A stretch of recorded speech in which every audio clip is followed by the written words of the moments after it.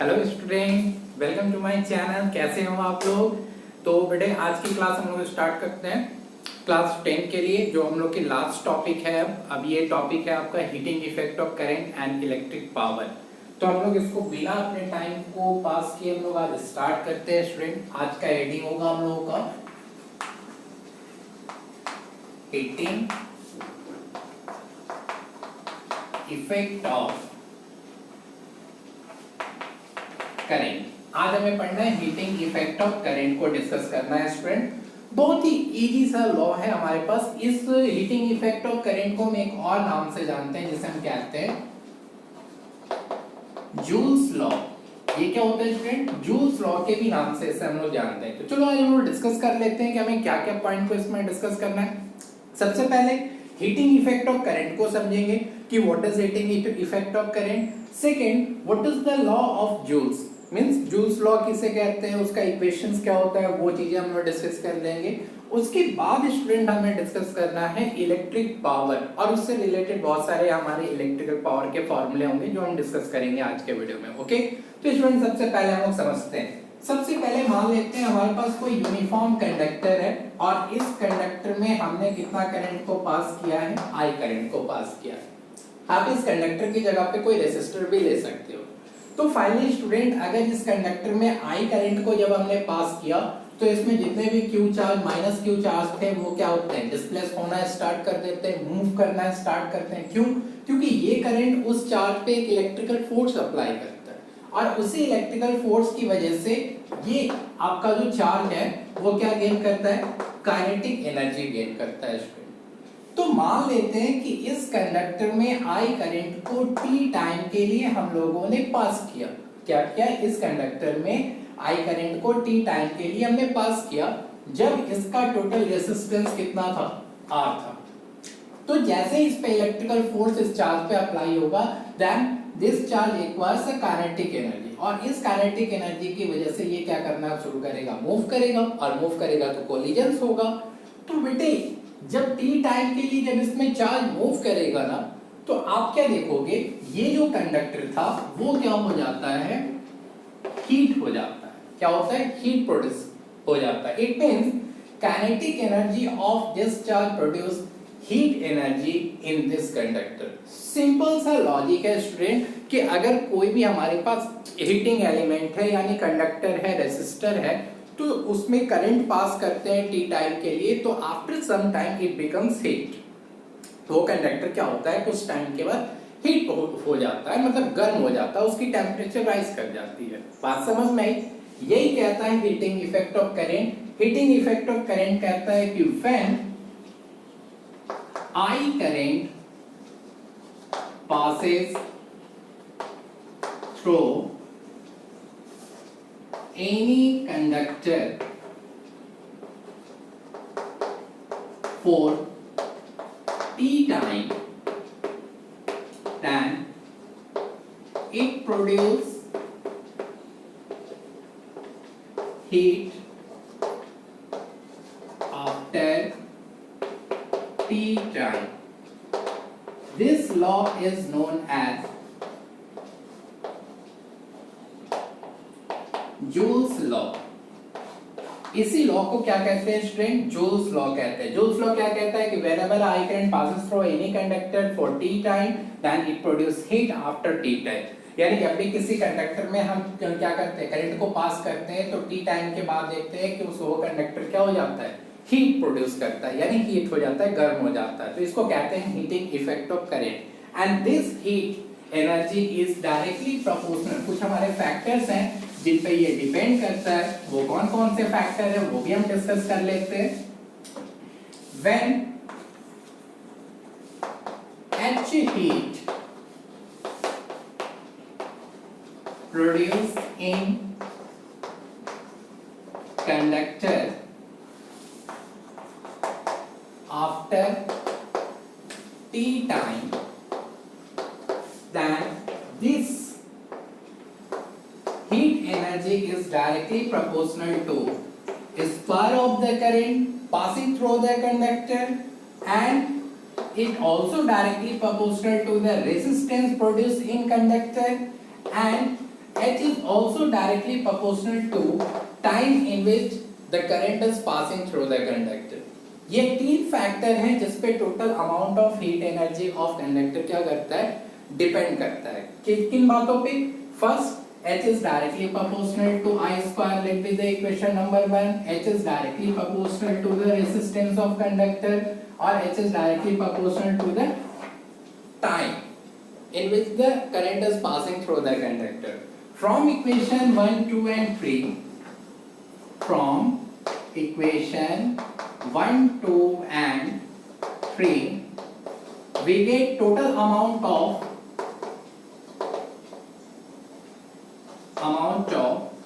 heat energy.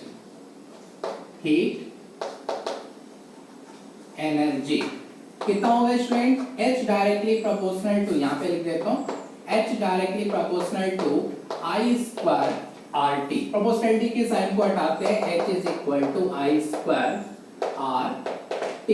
This equation is known as Joule's equation. This equation is known as Joule's equation.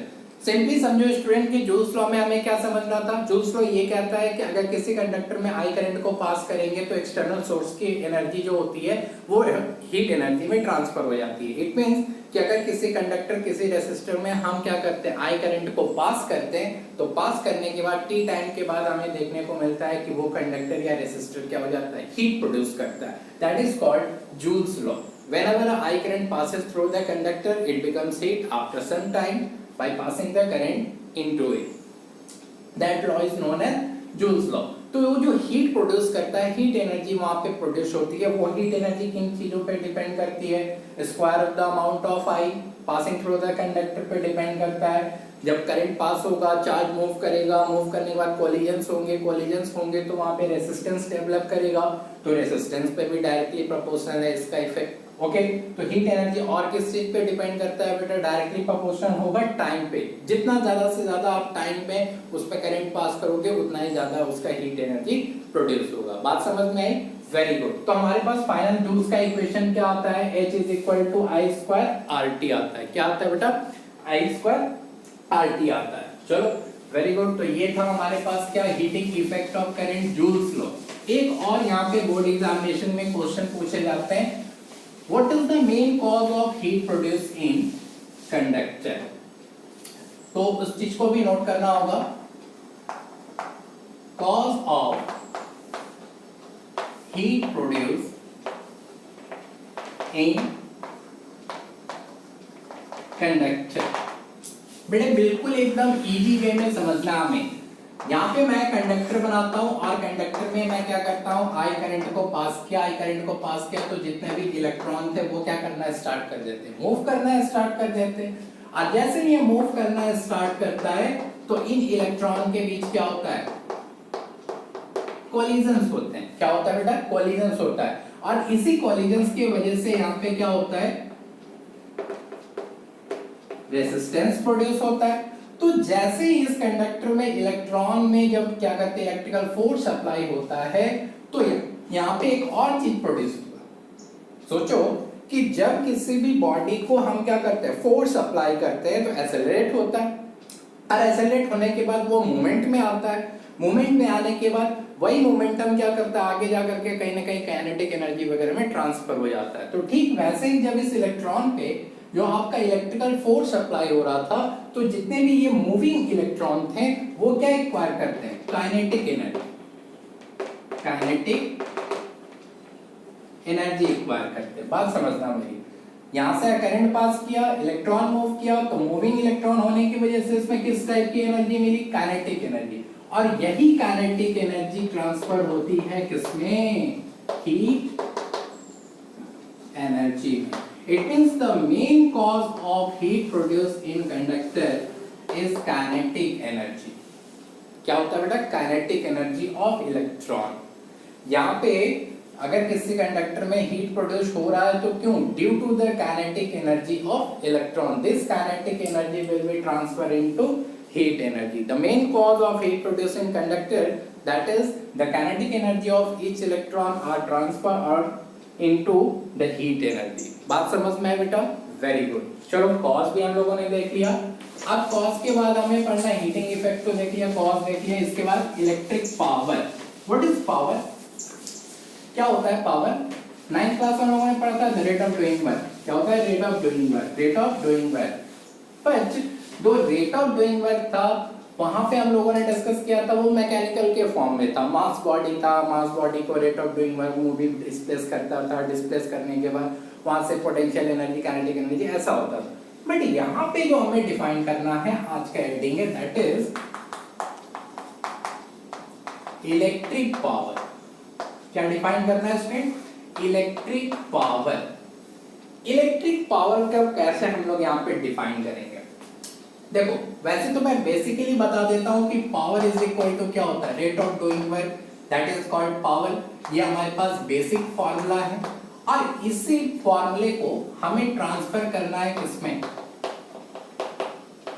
Electrical में। किसमें transfer करना होता है? Electrical में transfer करना होता है बेटा। तो एकदम इजी वे में पहले समझते हैं। रेट ऑफ डूइंग वर्क तो है हमारे पास, कैसे हम इसको इलेक्ट्रिकल में ट्रांसफर करते हैं? Let us consider a conductor. यहाँ पे हमने कंडक्टर ले लिया। कंडक्टर में करंट कितना पास कर रहा था बेटा? में I पास कर रहा था। जब I करंट पास कर रहा था तो टोटल चार्ज कितना मूव कर रहा था opposite to the direction of current? Q charge. और इसका टोटल जब I करंट पास किया तो इस कंडक्टर का टोटल पोटेंशियल कितना था? V था क्या? तो अगर मैं total potential of this conductor या potential difference between this two point अगर मैं फाइंड करूं तो कितना लिखूंगा? Total potential difference of conductor. अगर मैं फाइंड किया मान लेते हैं यहाँ पे कितना है? V है। तो एज वी नो दैट कि V इज इक्वल टू क्या होता है? Work done by moving positive charge. क्या ऐसा लिख सकते हैं? 100% लिख सकते हैं। तो यहां से अगर मैं वर्क डन फाइंड करूं तो कितना लिखूंगा? V into Q. क्या मैं V इंटू क्यू लिख सकता हूं? ये क्या देगा? Work done of charge. ये क्या है? Work done by charge in conductor. तो हमारे पास total amount of work done कितना आया? W आया। W is equal to V into Q means potential into charge. अब ये जो amount of work done of charge है उसको हम पुट करते हैं किसमें? बेसिक फॉर्मूले में। किसमें पुट करेंगे? बेसिक फॉर्मूले में। इससे क्या होगा कि ये जो आपका मैकेनिकल पावर का फॉर्मूला W/T था अब वो कन्वर्ट हो जाएगा किसमें? इलेक्ट्रिकल। चलो कैसे?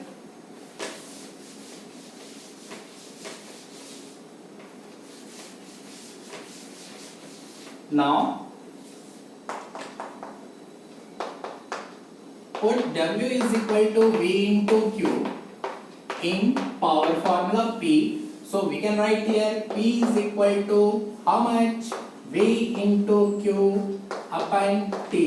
As we know that student the Q upon T is equal to what? I think I. हम लोग already discuss कर चुके हैं। तो क्या मैं लिखूं P is equal to V into I? This equation gives the definition of electric power, rate at which the electrical energy consumed by conductor or appliances. यहाँ पे definition क्या देता है? VI क्या है बेटा? ये इलेक्ट्रिकल एनर्जी है। क्या है? Electrical energy. तो मैं डिफाइन डेफिनेशन लिख देता हूं यहाँ पे इलेक्ट्रिक पावर का। क्या होता है? rate at which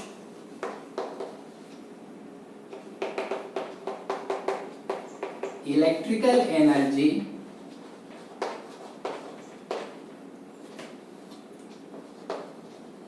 consumed by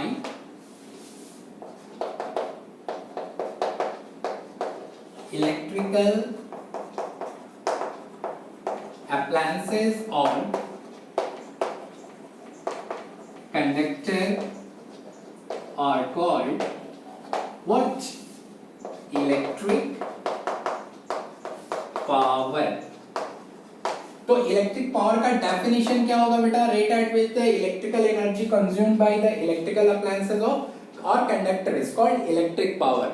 जब बेसिक को अगर बेसिकली हम लोग डिफाइन करते हैं तो रेट ऑफ डूइंग वर्क कह सकते हैं, बट इलेक्ट्रिक के फॉर्म में डिफाइन करते हैं तो ये जो पावर डिसिपेटेड है वो किस में चेंज हो जाता है, वो चेंज हो जाता है इलेक्ट्रिकल एनर्जी में। किसमें चेंज हो जाता है बेटा, इलेक्ट्रिकल एनर्जी में। तो हमारे पास फाइनल फार्मूला क्या है इलेक्ट्रिक पावर का, P is equal to VI, that is also called VI relation of electric power, that is this equation is also known as VI relation of electric power। एक और relation में देता हूं according to Ohm's law. चलो बेटा Ohm's law को भी इसमें रिलेट करते हैं, कैसे होगा, बहुत ही आसान सा चीज है इसमें। As we know that student the P is equal to relation निकाला VI, हमारे पास ये रिलेशन आ गया। Now according to Ohm's law, Ohm's law क्या कहता है, V is equal to कहता है IR, V is equal to IR, so we can write here P is equal to V is equal to I into R into I, so the next relation we gain I square R, this equation is called resistance current relation. तो हमारे पास second वाला equation क्या आया, पहला वाला equation क्या था, potential और करंट VI रिलेशन, दूसरा इक्वेशन IR रिलेशन आया कि नहीं आया बेटा। अब एक और रिलेशन यहां से ड्रॉ कर सकते हैं, कैसे, चलो as we know that V is equal to how much, IR, so the I is equal to what, V upon RR, क्या ऐसा लिख सकते हैं यहाँ पे, चलो यहाँ पे भी इसको भी प्रूव कर लेते हैं। तो P is equal to I की जगह पे हम लोग करते हैं V upon R to the whole square into R, so the P is equal to how much, V square upon R। This equation is known as potential resistance relation। बेटे electric power में हमारे पास total कितने equation मिले, 3 equation मिले। पहले वाले VI equation से हम लोगों ने क्या किया, इलेक्ट्रिक पावर को डिफाइन कर लिया कि the rate at which the electrical energy consume by appliances, वो क्लियर हो गया, वो यहाँ पे दिख रहा है। जब हमने इसमें ओम्स लॉ को अप्लाई किया तो हमारे पास सेकंड इक्वेशन आया, that is called resistance current relation, resistance current relation, इसको कहते हैं IR रिलेशन आया।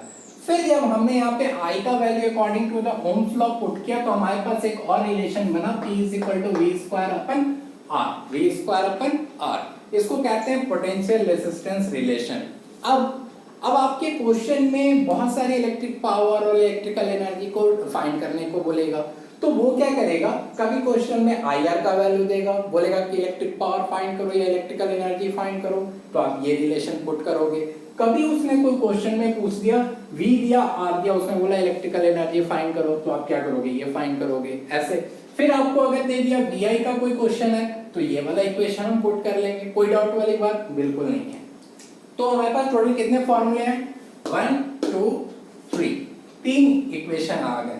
पहला इक्वेशन VI, दूसरा IR, तीसरा VR। बात समझ में, वेरी गुड। आते हैं थोड़ा सा पावर के यूनिट को हम लोग डिस्कस कर लेते हैं। What is the SI unit of power? What is the SI unit of power? SI unit of electric power। क्या होता है बेटा SI यूनिट, तो SI यूनिट होता है वॉट। अरे ये वाला वॉट नहीं, वॉट नहीं, वॉट, ओके।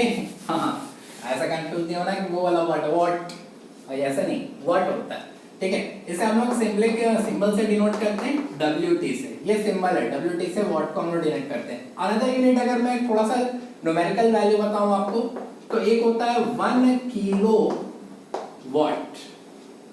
1 किलो वॉट को हम कैसे लिखते हैं, 1 kWt। 1 kWt is equal to होता है 1000 वॉट और 10 to the power 3 वॉट, ऐसे लिख सकते हैं, ओके बेटा। तो ये मेरा पहला SI बता दिया आपको, सेकंड वाला बता दिया किलो वॉट, थर्ड वाला मैं डिस्कस कर देता हूँ यहाँ पे। एक होता है मेगावाट, 1 मेगा वॉट, इसको हम लिखते हैं 1 MWT।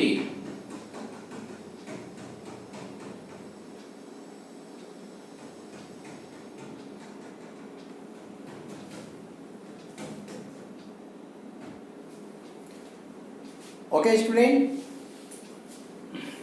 तो मेगावाट, मेगावाट क्या होता है, किलोवाट का जस्ट डबल हो जाता है, 10 टू द पावर 6 वाट होता है। नेक्स्ट जो आपका यूनिट है that is 1 horse power. Horse power क्या होता है, इसे बोलते हैं 1 HP।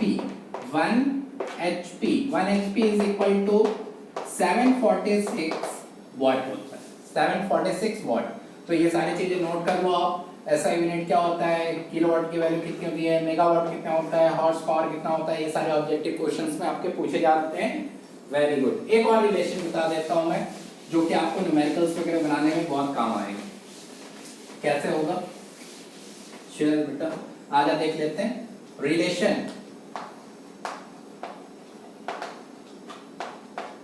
Relation between kilowatt and joule. हमें क्या करना है, किलोवाट के यूनिट को जूल में चेंज करना है। किसमें चेंज करना है, किलोवाट इनटू जूल को। चलो कैसे करते हैं, किलो है वाट है, ओके। तो यहाँ पे क्या करते हैं, 1 किलोवाट को हम चेंज करेंगे is equal to, we can write, अब यहाँ पे टोटल हमें सेकंड में चेंज करना होता है, ऐसे करके 10 to the power 3 into 3600 second से चेंज करेंगे, ठीक है। जब इसको हम चेंज करेंगे तो 1 kilowatt is equal to, we can write, कितना हो जाता है, ये किलोवाट, ये टाइम का टोटल वैल्यू है 3.6 into 10 to the power 6 joule. ये रिलेशन हमेशा याद रखना, ये आपको कन्वर्टेबल वैल्यू हमेशा ही एग्जाम में ऑब्जेक्टिव क्वेश्चन में पूछता है कि 1 kilowatt is equal to how much joule, 3.6 into 10 to the power 6 होता है। बात समझ में आई बेटा, वेरी गुड। ओके, ये भी रिलेशन हम लोगों ने डिस्कस कर लिया। चलो एक आध क्वेश्चन बनाते हैं, पहले क्वेश्चन सॉल्व करते हैं। यहाँ पे आ जाओ, एक क्वेश्चन मैं बता देता हूँ जो आपके एनसीईआरटी का ही क्वेश्चन है, मैं उसी को पहले डिस्कस करूंगा। क्वेश्चन नंबर है 1 यहाँ पे। वो कहता है एनसीईआरटी के एग्जांपल का क्वेश्चन है, जैसे हीटिंग इफेक्ट ऑफ करंट वाले टॉपिक के नीचे आप देखोगे तो वहां पे आपको दिखेगा कि एक इलेक्ट्रिक आयरन है, इलेक्ट्रिक आयरन है जो मैक्सिमम हीट क्या करता है, कंज्यूम करता है, इलेक्ट्रिक हीट एनर्जी कंज्यूम करता है। आपको जो भी है, मैं मुझे यूनिट तो इतना याद नहीं है, लेकिन फिर भी मैं बता देता हूं। मान लेते हैं कि 840 वाट, कितना, 840 वाट ये मैक्सिमम है, ये मैक्सिमम हीट वो प्रोड्यूस करता है इतना टाइम में। एंड मिनिमम करता है, मान लेते हैं 420 वाट, ये मिनिमम हीट कितना है, मिनिमम हीट है। बात समझ में, मैक्सिमम वो इलेक्ट्रिक आयरन कितना है, इलेक्ट्रिकल हीट प्रोड्यूस करता है 840 वाट मैक्सिमम, एंड मिनिमम कितना करता है 420 वाट। when potential of iron कितना है हमारा, आरएमएस वॉल्यूम, आरएमएस 220 वोल्ट है, कितना है 220 वोल्ट है। तो हमें क्या फाइंड करना है, मैक्सिमम पे I की वैल्यू फाइंड करनी है और मैक्सिमम पे R का वैल्यू फाइंड करना है। कब, मैक्सिमम हीट प्रोड्यूस कर रहा था तब। फिर उसके बाद I फाइंड करना है मिनिमम पे, एंड ऑल्सो R फाइंड करना है किस पे, मिनिमम पे फाइंड करना है। बात समझ में, तो एक बार मैक्सिमम के लिए फाइंड करेंगे, दूसरी बार मिनिमम के लिए। तो पहला हम लोग यहाँ पे फाइंड करते हैं फॉर मैक्सिमम हीट। जब वो मैक्सिमम हीट प्रोड्यूस कर रहा था, हमें क्या फाइंड करना है बेटा, ये I और R फाइंड करना है। तो R फाइंड करने के लिए क्या चाहिए हमको, I की जरूरत पड़ेगी, V is equal to IR, क्योंकि यहाँ पे पोटेंशियल V तो गिवन है बट I गिवन नहीं है। तो I के लिए याद करो क्या गिवन है हमारे पास, पावर गिवन है वाट, और क्या गिवन है V, it means P and V given है। कौन सा रिलेशन लिखना चाहिए, यहाँ पे तीन इक्वेशन बताया मैंने, VI, IR एंड VR। तो मुझे लगता है कि V गिवन है, P गिवन है, I फाइंड करनी है, तो P is equal to VI relation लगाते हैं यहाँ पे, सो इजी। और कितना है बेटा 840 220 वोल्ट इनटू I फाइंड करना है, तो I is equal to 840 upon 220 1142, it means 42 upon 11 ampere. Any doubt? अब यहां से जब I आ गया तो क्या फाइंड करेंगे? नाउ वी फाइंड R कैसे? According to Ohm's law, according to Ohm's law find करेंगे। V इज इक्वल टू कितना? IR, R is equal to V upon R, कितना हो जाए, सॉरी तो फाइंड करना है ना, हाँ, तो R is equal to V upon I, कितना हो गया 220, अपन ये निकाला था हम लोगों ने 42 अपन 11, इसको सॉल्व करो और मुझे कमेंट बॉक्स में इसका आंसर बताओ। जैसे मैंने मैक्सिमम के लिए फाइंड किया, आप क्या फाइंड करके दिखाओगे मुझे मिनिमम के लिए? और मिनिमम के लिए सेम ऐसे ही आप ये वाला इक्वेशन लगाओ, मिनिमम के लिए I फाइंड करो, मिनिमम के लिए R फाइंड करो और उसका आंसर मेरे कमेंट बॉक्स में डालो। Okay, thank you student. एक और चीज बताता हूं मैं, लास्ट जाते जाते मैं एक और चीज डिस्कस कर ही देता हूं, बहुत ही बेसिक सा चीज है। हाँ, applications of heating effect of current. जो हीटिंग इफेक्ट ऑफ करंट है, इसको बोलते हैं, एक टॉपिक है applications of heating effect of current, heating effect of I लिख देता हूं मैं। हाँ, हीटिंग इफेक्ट ऑफ करंट हमें कहां कहां देखने को मिलता है? सबसे पहला हमें देखने को मिलता है इलेक्ट्रिक बल्ब में देखने को मिलता है। कहां देखने को मिलता है? इलेक्ट्रिक बल्ब में। सेकेंड, आयरन, इलेक्ट्रिक आयरन जो हम लोग घर में यूज करते हैं, इलेक्ट्रिक आयरन, जिससे हमारा कपड़ा एकदम चकाचक कलर पे शान रहता है। ओके, हाँ वो। और थर्ड हमें देखने को मिलता है कहाँ पे, हाँ ये वो जो घर पे बनाते हैं खाना, उसको इलेक्ट्रिक हीटर, इलेक्ट्रिक हीटर में देखने को मिलता है।